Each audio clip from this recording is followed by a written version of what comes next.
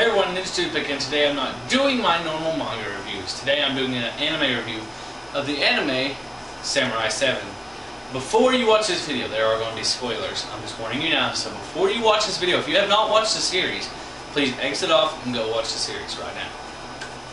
Now that your warning's over, I'm not liable. Okay, Samurai 7 is a series based off of a 1950s movie called Seven Samurai. And it was by Akira Kurosawa. In this anime, it's based around a village called Kana, but I think it's based on something else halfway, but I'll mention that later. In Kana, to start out, we get a flashback of war, and it's between giant robots that are samurai and actual samurai. We find out that these samurai are called the robotic samurais are called nobusaries, or bandits, and we'll find out about that in a second. They are samurai who have given up their human body to become better and stronger as robots. But there are still some samurais who have a tiny shred of dignity left, and they stay as samurai in pretty much the seven. Anyway, we come to Kana, and it's under tyranny of these nobusari, and they pretty much just scavenge them for rice, women, anything they really want to take at this point. And to stop this, they send the water priestess of this village, Lady Kiara, her little sister Kenpachi, not Kenpachi, but Kabachi, something like that, and Rikichi, one of the village men, and to go recruit 4 samurai. We start out with her meeting after she gets kidnapped by this guy who's the son of a merchant, and he becomes kind of the main antagonist through all this. I can't remember his name hardly. But anyway, we meet Katsushiro. He's a young, naive, kind of novice kid who wants to become a samurai more than anything, but he has a lot to learn about it. We meet a robotic cyborg type samurai. He's not a nobusari, but he is a cyborg. He becomes a protagonist too. His name is Kikucho. He's kind of like the comedy relief of this series, and he becomes one of them too. The main one that we meet is Shimada Kanbei, the battle-hard veteran from the beginning scene of war. He's kind of that hard-ass, but he becomes the leader.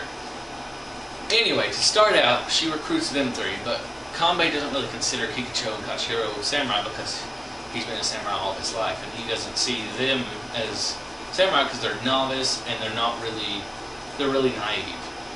We go on through the series and we meet a guy named Gorobe, Katayama Gorobe, on the side of the street. He's like a street performer. Now, he used to be a battle veteran of wars as a samurai. He bets Katsushiro that if Katsushiro shoots an arrow at his head that he can catch it. That's how he gets recruited. And yes, I'm going through all of them first, and then I'll go on to later reviewing. After we meet him, they go searching around for more samurai, and they are hopeless. And they stop at a tea shop, and he tells them about a guy who came in here. He was a samurai who chopped wood in exchange for tea. They later on find out that he just happens to pass by this place where they're staying, and Gorobe recruits him. His name is Heihachi, and he's actually here on my wall. And before Heihachi came in, there was a fight between Kanbei and a guy who was a samurai who was working for the merchants. His name was Kyuzo. He's right here on my wall because he's my favorite, and he's awesome. Kyuzo's kind of a silent type. He's very blunt and blank speaking. He doesn't talk at all hardly, but he's the biggest badass and kick-ass person of them all. Even Kanbei, who was supposed to be the best leader, admits that he could not defeat Kyuzo whenever they fought. They kind of come to this agreement that they will fight to the death one day.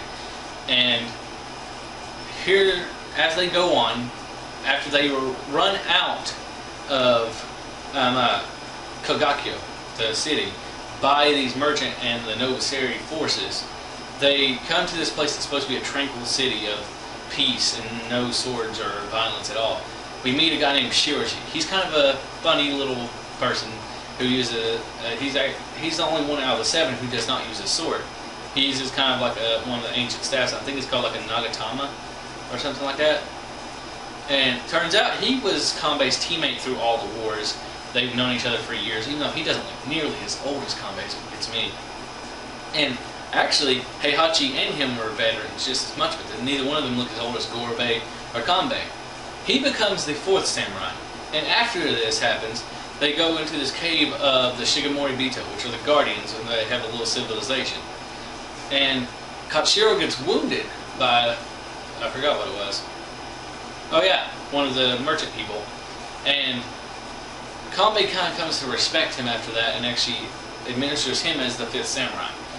Later on, as we go on, we get the 6th one. They're in a desert, and Kyuzo and this other guy who's on his team, who's also a samurai, shows up.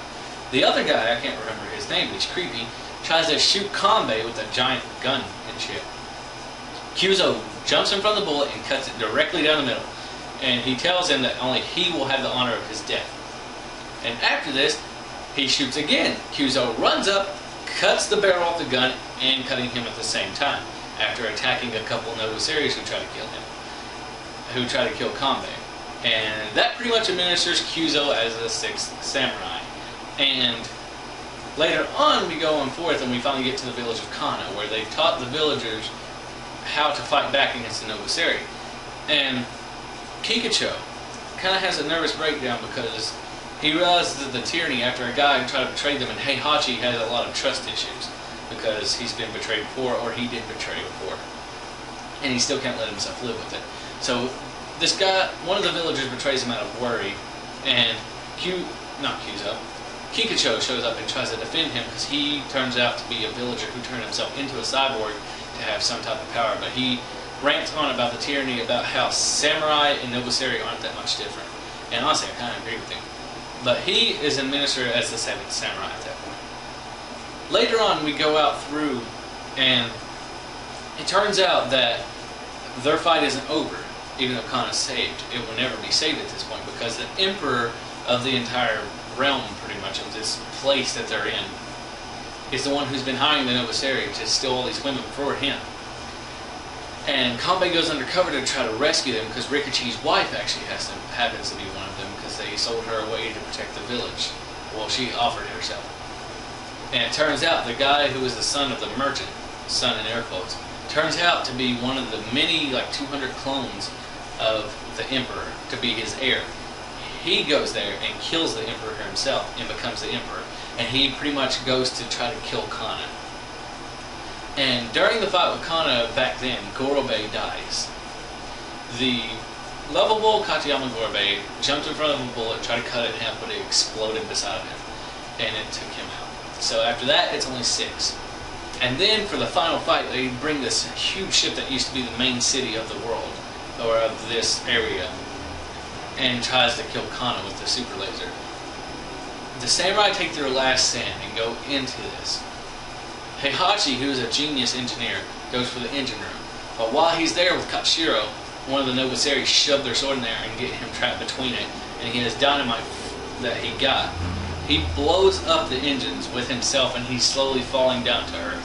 And that's how he dies. And his last words were, "I'll be in the rice," because he loved rice to death. But that's how Heihachi died, and I really hated it, because he was my second favorite. Next up, the worst part of the entire fucking series. This is my one reason why I hate fucking Katsuhiro, okay? The stupid little bastard. Okay, Shiroji, Kanbei, Kikucho, and Kyuzo. And Shiroji. I think I said Shiroji, but I don't care. All 5 of them, the 5 remaining ones, are in the main room trying to fight off. And Tessai, who was the guard of the main little fucker who was the son of the merchant the entire time, turns out he used to be one, and he was about to kill Kanbei.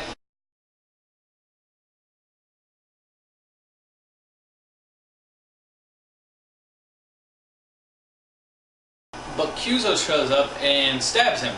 And while they're in the midst of this whole entire battle, Katsuhiro is fighting and his sword breaks and he falls down. And Kanbei, who he's kind of a fanboy of, is about to get shot by one of these guards. Although Kanbei's seen it, and Kyuzo's seen it, and Shiroji's seen it, and Shiroji, Kanbei, and Kyuzo, because they took care of it, Katsuhiro picks up one of their guns and shoots the guard. Unknowingly, whenever the guard drops, Kyuzo is standing behind him, and blood drips down his mouth and he falls over. Because Kyuzo is about to save Kanbei, because, you know, his thing, he doesn't want Kanbei to die, he wants Gods to fight Kanbei. So Kyuzo got killed by Katshiro. And that's why I hate Katshiro, people. Yay! Yeah, now we learn why we hate Katshiro. Anyway, after they're all done fighting, Kikucho realizes that the ship is slowly crashing down into Kana, about to, because Heihachi took out the engines. Kikucho goes out in front of it, picks up one of the Nobuseri's giant swords, and holds it up, and as the ship starts coming in, it cuts it down the middle. Although this is overloading Kikucho's whatever he's run by because it's so heavy. And he slowly starts to die while trying to save Kana, because he's actually screaming at the ship that I'm not going to let you take out Kana.